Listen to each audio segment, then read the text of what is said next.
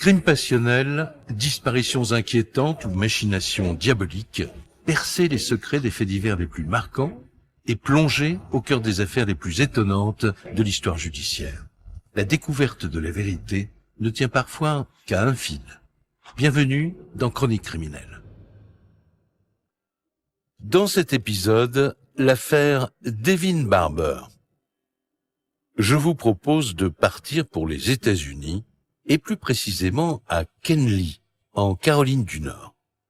C'est là que depuis l'adolescence, Allison, Stéphane et Devin sont comme les trois mousquetaires inséparables et amis pour la vie.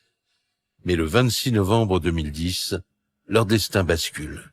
Au cours d'une soirée, Stéphane tire sur Devin et le tue. Comment en sont-ils arrivés là? Quel drame s'est joué entre les deux copains d'enfance? La réponse dans ce podcast inédit de Chroniques criminelles. Kenly, un petit village situé en Caroline du Nord. C'est ici qu'Allison Sherrod a passé son enfance. Âgée de 21 ans, elle étudie maintenant à l'université de Riley, à 75 km de là. Mais dès qu'elle le peut, elle rentre chez elle, comme en cette fin novembre 2010, pour fêter Thanksgiving en famille. Je supportais très mal de vivre aussi loin. J'avais hâte que la semaine se termine pour pouvoir rentrer chez moi et passer du temps en famille. Te voilà, ma chérie. Coucou, maman. J'allais enfin pouvoir arrêter de penser à la fac et aux examens pendant quelques jours. Me détendre, mettre les pieds sous la table et manger pendant des heures.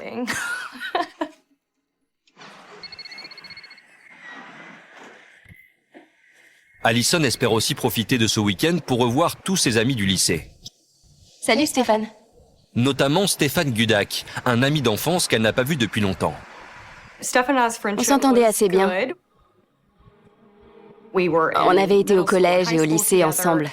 On avait plus ou moins le même groupe d'amis, on se fréquentait à l'école, mais aussi en dehors des cours. Allez, viens, ça va être sympa. Stéphane m'a dit que ses parents seraient absents tout le week-end et que si je ne retournais pas tout de suite à Raleigh, j'étais invitée à passer la soirée chez lui avec quelques amis communs. Il y aura qui? Tout le monde. Mais encore. T'es sérieuse, là? Ouais, j'ai invité Devin. Devin Barber est le meilleur ami de Stéphane.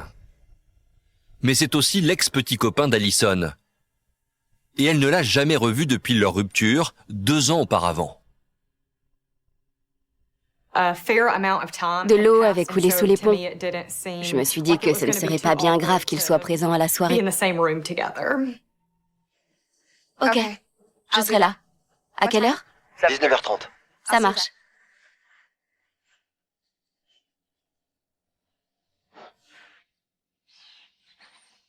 Allison et Devin se rencontrent 4 ans plus tôt, durant l'été 2006. Kenly est un petit village. Et pendant les vacances, tous les jeunes fréquentent la piscine municipale. C'est là que l'adolescente y croise le jeune homme pour la première fois. Elle tombe immédiatement sous son charme. La première fois que je l'ai vu, j'ai eu des étoiles dans les yeux.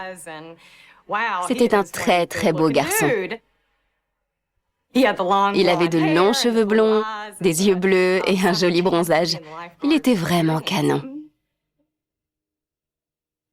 Le coup de foudre est réciproque.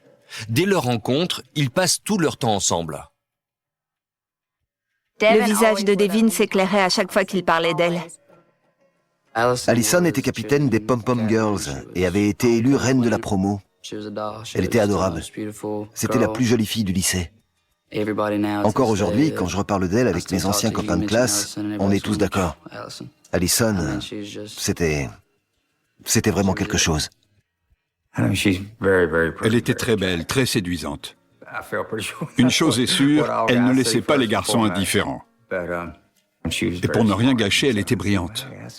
J'étais content, je me disais, c'est bien qu'il sorte avec une fille sérieuse, ça le motivera peut-être à travailler un peu.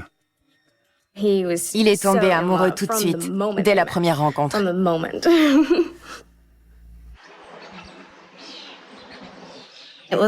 On a tous eu le coup de foudre pour elle. Je l'aimais énormément. Elle faisait partie de la famille. Je croisais les doigts pour qu'ils restent ensemble toute leur vie. J'ai tout de suite senti qu'ils étaient faits l'un pour l'autre.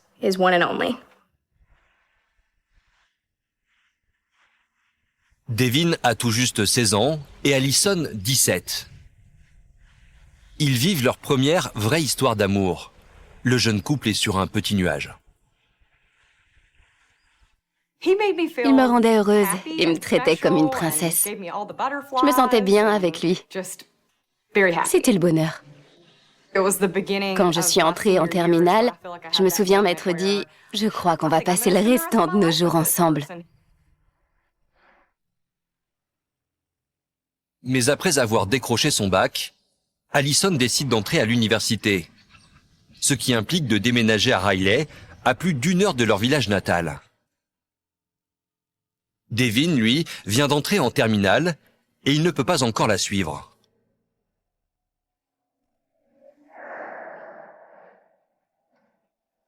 Les mois passent et les deux tourtereaux ont de plus en plus de mal à se voir. Il ne pouvait pas venir à Raleigh et moi, je ne pouvais pas rentrer à la maison. Il y avait toujours un imprévu, un projet à rendre, des révisions à faire. Ça n'avait aucun sens de rentrer tous les week-ends. Ma priorité, c'était la fac. Je voulais réussir mes études. On s'est demandé plusieurs fois si ça valait le coup de continuer et s'il ne valait pas mieux se séparer. Je savais que ça arriverait un jour ou l'autre. Avant, Allison était tout le temps fourrée à la maison.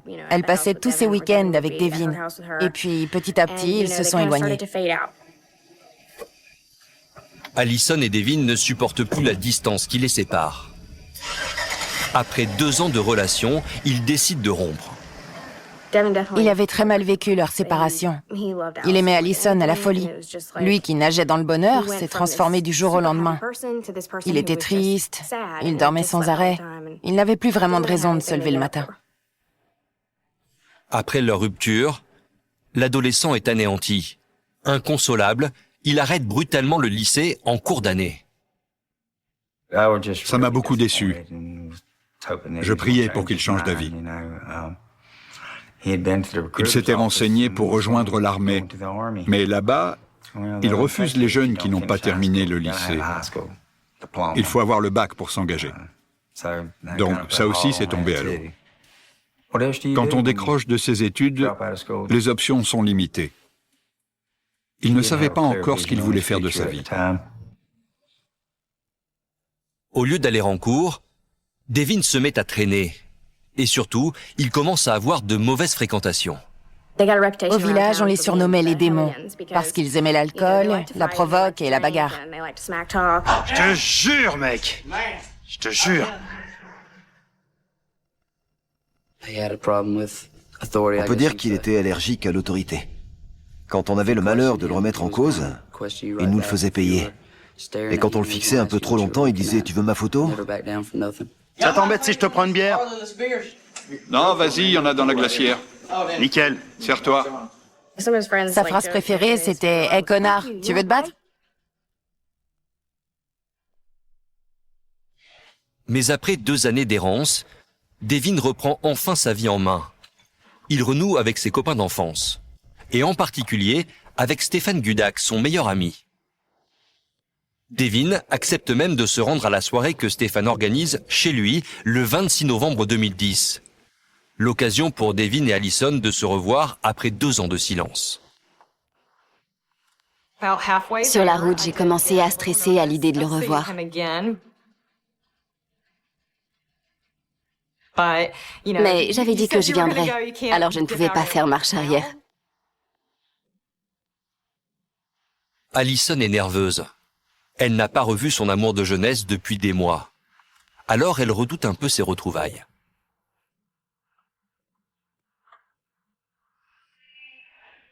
Y a quelqu'un? Stéphane? Je suis là.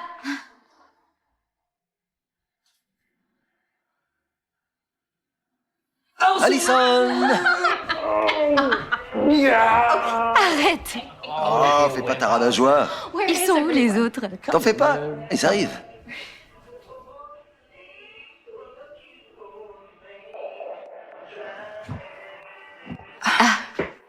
Devin. Salut, Allison. Salut. Au début, ça m'a fait bizarre de le revoir. Alors, ça va? Oui, ça va. Je te sers à boire? Non, merci. Allez, bois un coup. Ça te détendra. J'étais curieuse de voir s'il avait changé. Moi, de mémoire, je m'étais teint les cheveux. Quand je l'ai revu, mon cœur s'est emballé. C'était un mélange de trac et de joie. Ça fait un bail qu'on s'est pas vus tous les deux. C'est clair. On a échangé des banalités. Quoi de neuf? Comment ça va depuis tout ce temps? On était un peu mal à l'aise. Devin et Allison sont contents de se retrouver. Merci. Pas de souci. Mais entre eux, la gêne est palpable. Et la présence de Stéphane n'arrange rien à la situation. Je croyais que vous aviez tourné la page. Bonjour l'ambiance. C'était le spécialiste des remarques déplacées. Il n'en ratait pas une. Stéphane a toujours été très franc avec Devin, même quand ce dernier sortait avec Allison. Car les deux jeunes hommes sont comme les doigts de la main depuis leur plus tendre enfance. Je le lèche. T'es pas cap. Sérieux?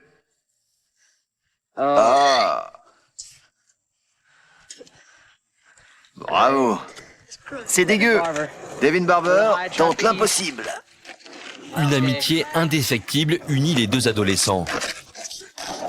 Ils se sont rencontrés alors qu'ils n'étaient que des enfants et ils partagent les mêmes passions. Si je me souviens bien, Devin et Stéphane ont fait connaissance au camp scout de Pine Level. Stéphane est venu jouer à la maison et voilà, c'était parti. Ils adoraient parler musique et voiture. Ils faisaient la paire. Devin aimait Stéphane comme son frère.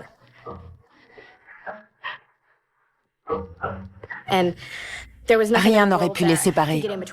Ils pouvaient toujours compter l'un sur l'autre. À l'adolescence, Devin gagne en assurance. Tout le monde le remarque et il plaît aux filles. Tandis que Stéphane, lui, est plus réservé. Il reste toujours en retrait. Devin était quelqu'un de très sociable. Il n'avait pas peur de dire ce qu'il pensait. Il était ce qu'on peut appeler un mauvais garçon, mais dans le bon sens du terme. Il adorait être le clown de service. Il faisait le pitre à l'école et n'arrêtait pas de jouer des tours à sa sœur et à ses copains. Il affichait toujours un grand sourire et enchaînait les farces en rigolant. Stéphane aimait Devin pour les mêmes raisons que tout le monde. Il était drôle, fort et il avait du caractère. Stéphane, lui, était un peu plus introverti. Il fallait le faire sortir de sa coquille pour qu'il se mette à parler. Dès qu'il y avait du monde, ça le rendait nerveux. Il ne savait plus quoi dire. C'était un garçon très maladroit. Ça m'a tout de suite frappée. Quand mon frère se mettait à parler, toutes les filles le trouvaient drôle, charmeur. Elles buvaient ses paroles. Mais quand c'était au tour de Stéphane, il avait le chic pour mettre tout le monde mal à l'aise. Leur amitié ne semble pas en souffrir. Même après être tombé amoureux d'Allison, Devin fait tout pour que Stéphane ne se sente jamais à l'écart. On était un peu comme les trois mousquetaires. On était tout le temps fourrés ensemble. Devin et Stéphane étaient comme cul et chemise. Ils pouvaient passer des heures à refaire le monde. Et moi, je m'asseyais un peu plus loin et je les écoutais bavarder.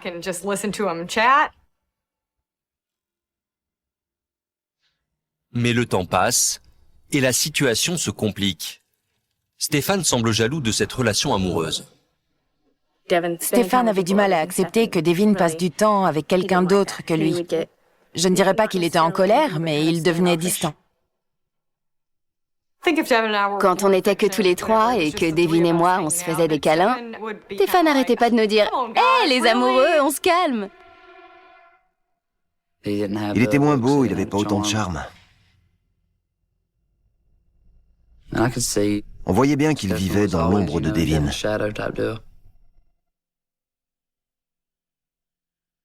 C'est à cette période que Stéphane ressent le besoin de prendre de la distance avec le jeune couple. Il décide de quitter la région pour s'engager dans l'armée. Rapidement, il part pour l'Irak.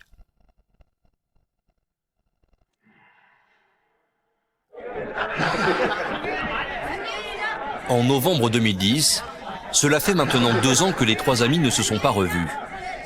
Stéphane est rentré définitivement du Moyen-Orient. Et la vie semble lui sourire. Alors, pour l'occasion, il a réuni tous leurs copains de lycée.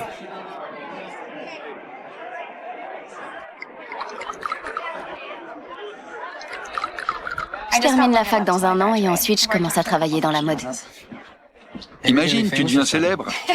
Je crois pas, non.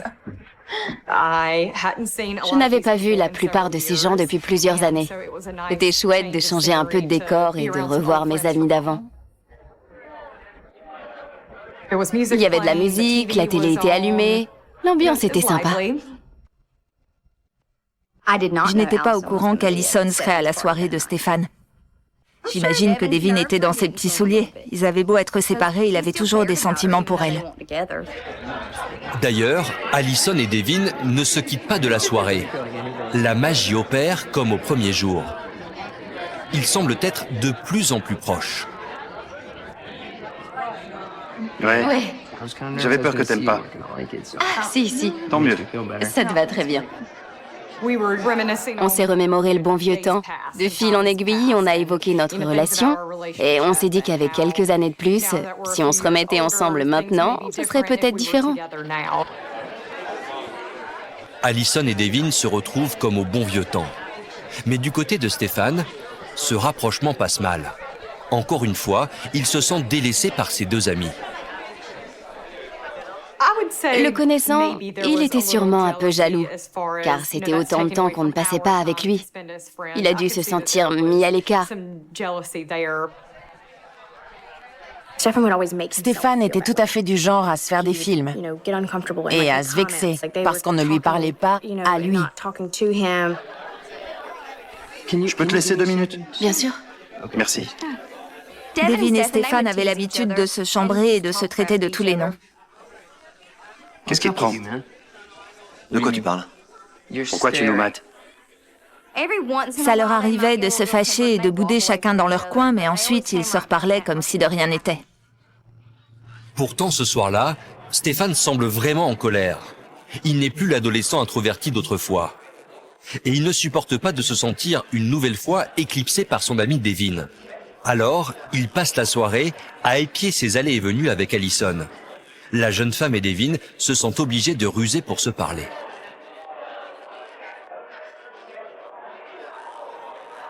Je me suis retrouvée plusieurs fois en tête-à-tête avec Devin. Par exemple, quand les autres allaient à la cuisine, on restait discuter au salon. Et quand ils revenaient au salon, on allait sur la terrasse. On a passé toute la soirée à essayer de trouver quelques minutes pour se parler seul à seul. Je t'ai cherché partout. Qu'est-ce que tu fais? Je réfléchis. À quoi? À nous. Et au temps qui passe. Dès qu'on parlait de leur rupture, Devin finissait toujours par me dire « Si je pouvais revoir Alison ne serait-ce qu'une fois, je rattraperais le coup. Je lui dirais ci ou ça et on se remettrait ensemble. » Suis-moi. Devin n'avait pas réussi à passer à autre chose. Et pour cause, il n'avait jamais eu l'intention de tourner la page. Tout ce qu'il voulait, c'était se remettre avec elle et il comptait bien le lui prouver.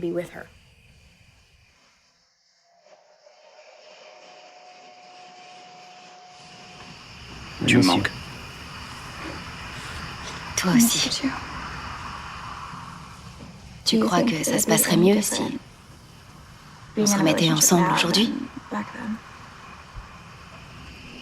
Hé, c'est à l'intérieur que ça se passe. Stéphane nous a interrompus plusieurs fois au cours de la soirée. Il nous disait des trucs du genre « Qu'est-ce que vous faites tout seul? Arrêtez de discuter, venez à l'intérieur. Ici c'est chez moi, on devrait tous être ensemble. » Tu veux bien nous laisser 2 minutes? Je suis adulte, je fais ce que je veux. Si j'ai envie de discuter dehors avec un ami, personne ne peut m'obliger à faire le contraire.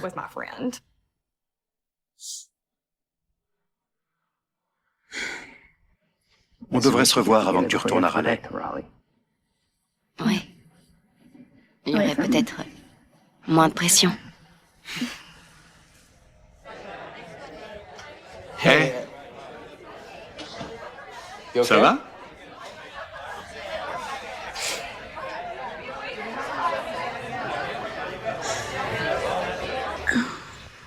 Oh là, il faut que j'y aille. Mes parents. Je peux pas rentrer tard. Mes parents m'avaient demandé de rentrer avant minuit. Quand j'ai regardé l'heure, il était déjà minuit 51. Alors je me suis mise en route.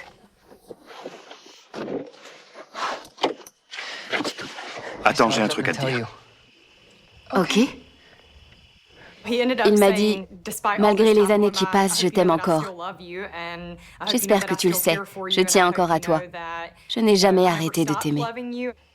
Ça te fait peur? Non. Secrètement, ça faisait 2 ans que je rêvais d'entendre ça. Allison et Devin partagent les mêmes sentiments. Ils voudraient se donner une nouvelle chance. Mais leur moment de complicité est brutalement interrompu quand Stéphane débarque, furieux. Sors de cette voiture et laisse-la tranquille. Non, arrête! Sors de là tout de suite. Rendez-vous chez ma mère dans un quart d'heure. Peut-être que Stéphane a voulu protéger Allison. Ou bien il était jaloux parce que Devin s'apprêtait à quitter la soirée pour aller la retrouver. Allison part aussitôt chez elle et attend Devin dans sa voiture. Les minutes passent, sans nouvelles du jeune homme. Elle finit par aller se coucher. Devin ne la rejoindra jamais. À ce moment-là, la jeune fille est loin d'imaginer que la dispute entre les garçons dégénère totalement. Dégage d'ici. T'es malade ou quoi? J'ai dit dégage. Aucun d'eux ne parvient à se maîtriser. Des années de rancœur remontent soudain à la surface.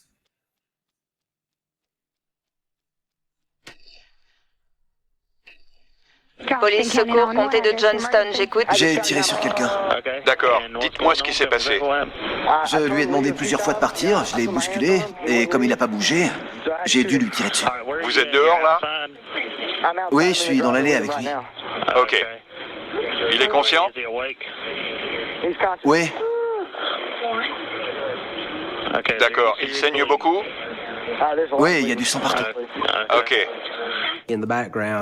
À l'arrière-plan, on entendait ce que j'appelle le râle de l'agonie. La victime gémissait. Elle essayait de respirer tant bien que mal. On a prévenu les secours. Faites vite, s'il vous plaît.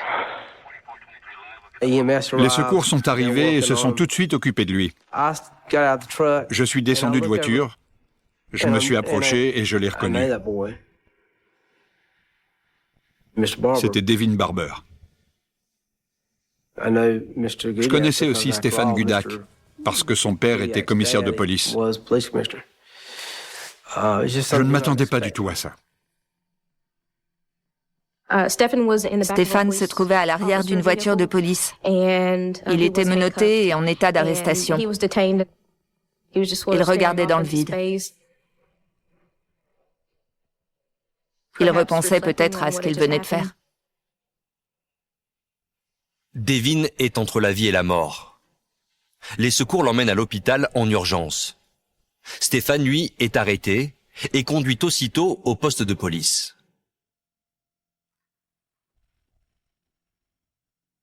Trois heures plus tard, les parents de Devin sont réveillés en pleine nuit par le téléphone. J'ai pas réussi à répondre à temps. Ça avait déjà raccroché. J'ai rappelé le numéro en question. C'était l'hôpital. Ils m'ont simplement demandé de me rendre aux urgences. J'ai dit « Pourquoi? Qu'est-ce qui se passe ?» Ils n'ont pas voulu rentrer dans les détails. C'est là que j'ai compris que c'était grave. Mais je ne savais pas à quel point. La famille est en état de choc. Il est 4h30 du matin quand les parents et la sœur de Devin arrivent à l'hôpital. Un médecin vient à leur rencontre. On était assis, le médecin s'est penché et il nous a dit « Cette nuit, votre fils, votre frère... »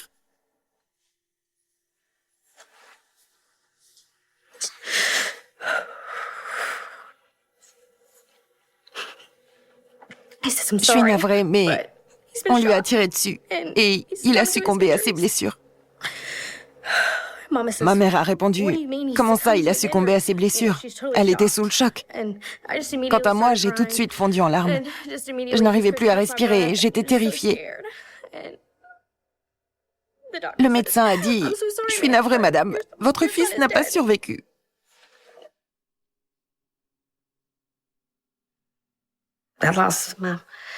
J'ai perdu mon premier enfant, mon garçon. Après ça, tout a changé. J'ai cru à un accident de voiture. Je n'aurais jamais pu imaginer qu'il trouve la mort dans des circonstances pareilles. Jamais de la vie.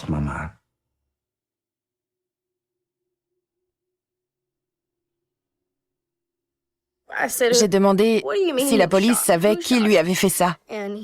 On m'a répondu « À ce stade de l'enquête, Stéphane est le suspect numéro 1. » On était stupéfaits. Quoi?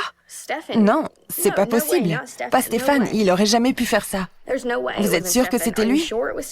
Ça n'avait aucun sens.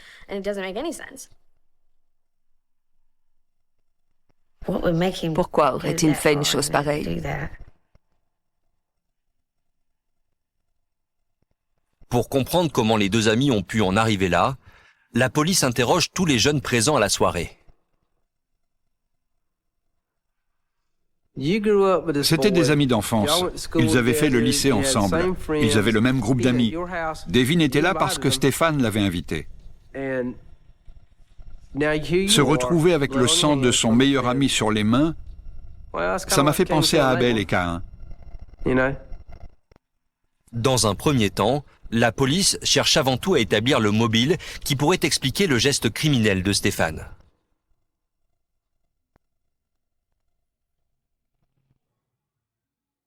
Le 27 novembre 2010, le lendemain du meurtre de Devin Barber, la terrible nouvelle se répand comme une traînée de poudre dans le village. Tout le monde était sous le choc. Tout le monde. On n'arrivait pas à y croire. Ça tenait pas debout. Stéphane Budak est accusé de meurtre. S'il n'y a pas de doute sur son geste fatal, ses motivations sont toujours aussi mystérieuses. Et face aux enquêteurs, il reste silencieux. Il est donc placé en détention dans l'attente de son procès. À Kenly, l'enquête se poursuit. La police veut entendre au plus vite Allison, qui semble au cœur de l'affaire. Mais la jeune fille ignore encore tout du drame qui s'est joué pendant la nuit. Ce matin-là, je me suis réveillée vers 7h30 et quand j'ai allumé mon téléphone, j'avais un message du bureau d'enquête de Caroline du Nord. Ils avaient quelques questions à me poser et me demandaient de les rappeler. Ils m'ont demandé si j'avais assisté à une soirée à Pine Level, la veille au soir, et si je connaissais Devin et Stéphane.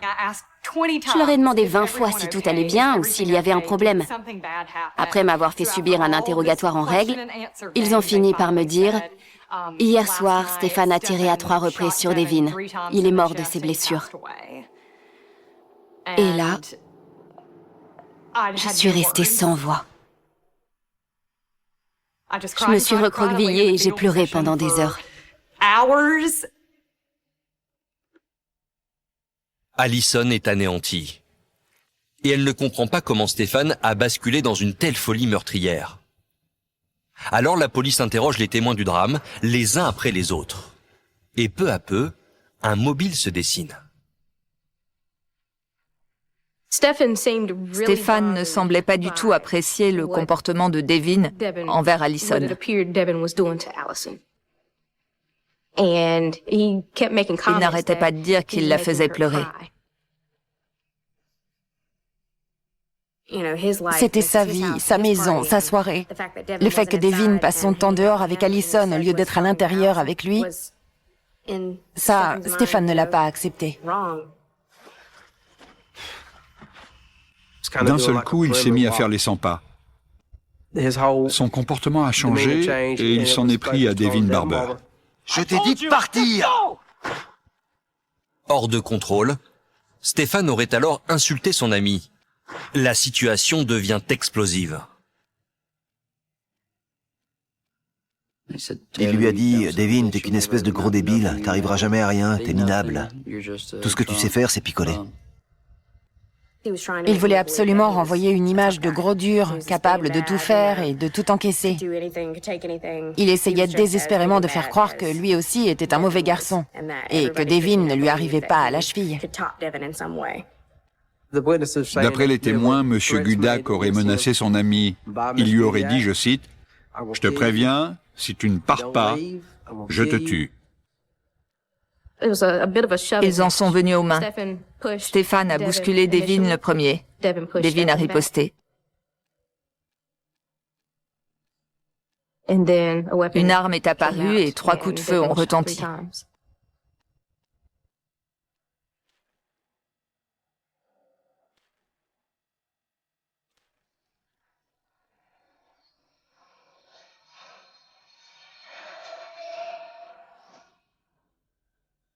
Le procès de Stéphane Gudak s'ouvre en août 2012. Le jeune homme est appelé à la barre pour donner sa version des faits. Il confirme avoir tiré à 3 reprises sur Devin, mais il explique qu'il n'a pas eu le choix. Il a plaidé la légitime défense. Il était allé en Irak. Il avait vu l'horreur de la guerre. Mais une simple dispute avec son soi-disant meilleur ami, c'était trop difficile à gérer. La solution, c'était de sortir une arme et de lui tirer dessus à 3 reprises. Ça fait beaucoup pour de la légitime défense. La famille et les amis de Devin ne croient pas à la version de Stéphane. Selon eux, le jeune homme avait un mobile, et ce soir-là, il l'a abattu de sang-froid. C'est la jalousie qui l'a poussé au crime. Il ne pouvait pas la contenir plus longtemps. Il fallait que ça cesse. Pour moi, c'est la seule explication possible. Tuer quelqu'un, lui ôter la vie, c'est un acte insensé. Personne n'a le droit de faire une chose pareille.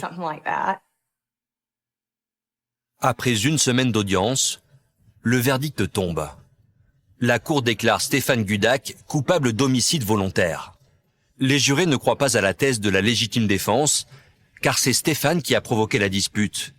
Et il avait un mobile, la jalousie. Pourtant, quand la peine est annoncée, le public est stupéfait. Il n'est condamné qu'à 7 ans de prison. Le verdict a choqué tout le monde. Un silence de plomb est tombé dans la salle d'audience. On n'en revenait pas. C'était comme si Devin était mort une seconde fois. Sur la première page, il y a écrit « Pour Devin ». Devin, tu peux le baisser un peu? Super, merci. Aujourd'hui, Allison Sherrod ignore ce que l'avenir leur aurait réservé. Mais chaque jour, elle continue d'avoir des regrets. Si je n'étais pas allée à cette soirée, ils ne se seraient pas disputés et Devin serait toujours en vie. Je pense surtout à lui le jour de mon anniversaire et quand les beaux jours arrivent, parce qu'on s'est rencontrés en été. Dès qu'il se met à faire chaud, ça me rappelle notre amour de jeunesse et tous les étés qu'on a passés ensemble. Sa mort a laissé un grand vide et m'a brisé le cœur. Je ne comprendrai jamais le geste de Stéphane.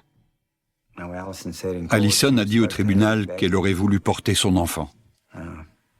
Ils se seraient peut-être remis ensemble, et peut-être même qu'ils se seraient mariés. On ne le saura jamais. Il me manque tellement. Je me demande tout le temps à quoi ressemblerait notre vie s'il était encore parmi nous. Aucun parent ne veut enterrer son enfant. Sa mort a détruit notre famille. C'était un garçon adorable. Il ne méritait pas une chose pareille.